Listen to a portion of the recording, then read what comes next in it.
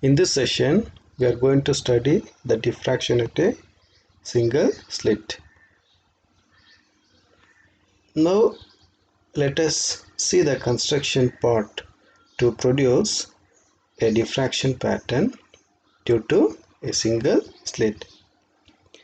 In this diagram, AB is a single slit of width A and S is monochromatic source. From this monochromatic source, a spherical wavefront will be falling on the lens L1, and after the refraction through the lens L1, plane wavefront will fall on a single slit. And here Mn is a screen and OP is perpendicular to the screen Mn. If we divide this slit into two equal parts as AO and OB, then from the part AO, waves will be coming and reaching the point P. Similarly, if we take the part OB, from the part OB, secondary waves will be coming and reaching the point P. So if we take the upper part AO and lower part OB, and the path difference between the waves which are coming from AO and OB will be having zero path difference. Therefore, always at the center a bright fringe will be formed, or we can tell at the point P maximum intensity will be produced. If we look into the pattern, that diffraction pattern contains central maximum, on either side of the central maximum secondary maxima and minima will be present. If we look into the screen, we have a point P dash.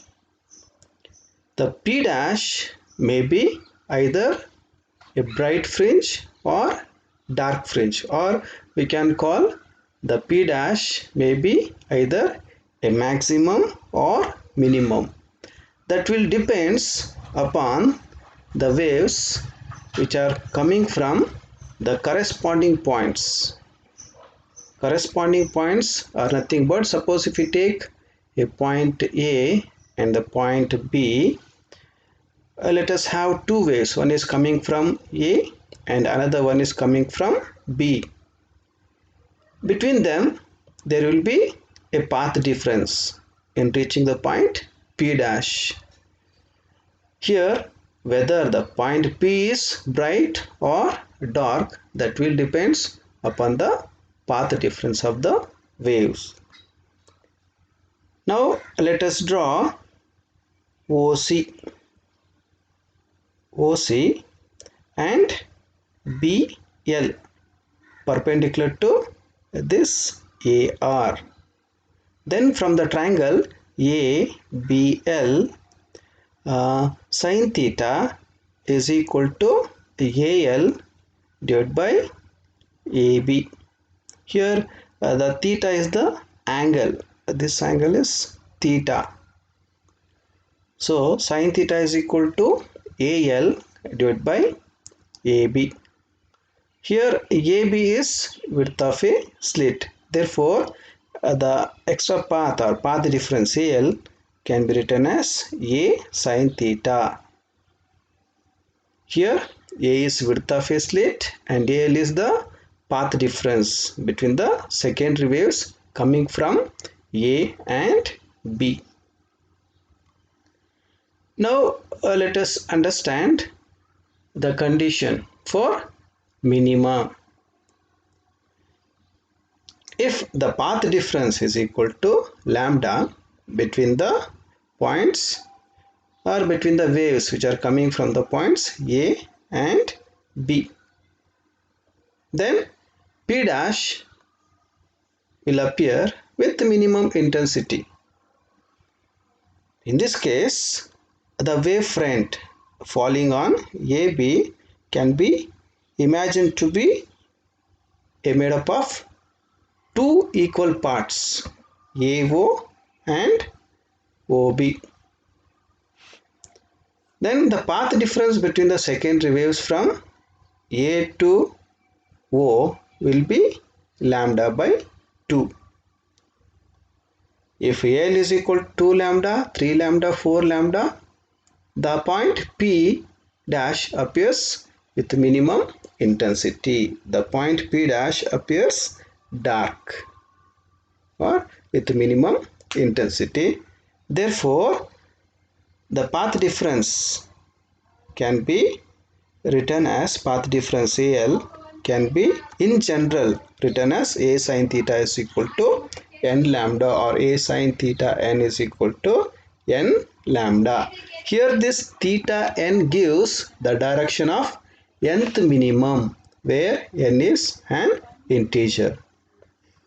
Now let us understand how that first minimum is formed. If the path difference between the extreme points between the waves which are coming from the extreme points AB is equal to lambda. In that case, as I said, this width will be divided into two equal parts AO and OB. If I take this particular point, for this point there will be a corresponding point in the lower half portion. If I take this A, then corresponding point will be O. If I take this first dot, for this first dot, the corresponding point will be the first dot in the lower part. Suppose if I take the third dot, then for this third dot, corresponding point will be the third dot in the lower part. Between them, the path difference will be equal to lambda by 2. If you take any two corresponding points, they will superimpose destructively. Therefore, they produce a dark band on the screen. If you take the extreme points A and B, between the extreme points, the path difference will be equal to lambda. Between the extreme points, the path difference is equal to lambda. Between the corresponding points, the path difference will be equal to lambda by 2. So therefore, between the extreme points, path difference is equal to lambda, or path difference is equal to 2 lambda, 3 lambda, 4 lambda. Then the point P dash appears with minimum intensity. Now let us understand the formation of secondary maxima. So here, if we take the path difference, L is equal to 2n plus 1 into lambda by 2. Then the point P dash appears bright. So here, now let us understand this first path difference.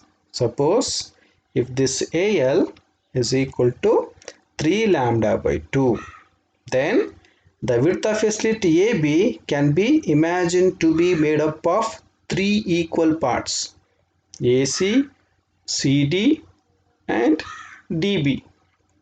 If we take the first two equal parts, so here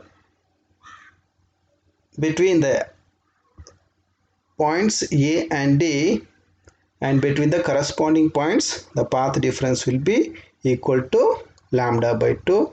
Therefore, they will superimpose destructively and from dark fringe or minimum intensity will be produced. But here we have this unbalanced portion dB. Due to this unbalanced portion, some intensity will be produced at that point P dash. Similarly, if we take 5 lambda by 2, then width of a slit can be imagined to be made up of 5 equal parts. From 4 equal parts, we are going to get dark band or minimum intensity. Due to that fifth unbalanced portion, we are going to get some intensity at the point P dash on the screen. Similarly for 7 lambda by 2 and so on. So in general, if path difference L is equal to 2n plus 1 into lambda by 2, then the position or the point P dash appears bright, or we can call that as maxima. Here from the central maximum on either side, we are going to get minima and maxima. They are also called secondary maxima and minima. As we go towards upward or downward direction, the intensity of maxima will decrease. So here in this expression, a sin theta n is equal to n plus 1 into lambda by 2, where n is equal to 1, 2, 3 and so on. Here direction of any secondary maxima can be obtained. The direction of secondary maxima is sin theta n is equal to 2n plus 1 into lambda by 2a. If you look into the pattern, diffraction pattern due to a single slit, that diffraction pattern contains central maximum or principal maximum on either side of the central maximum. Secondary maxima and minima will be present. Thank you.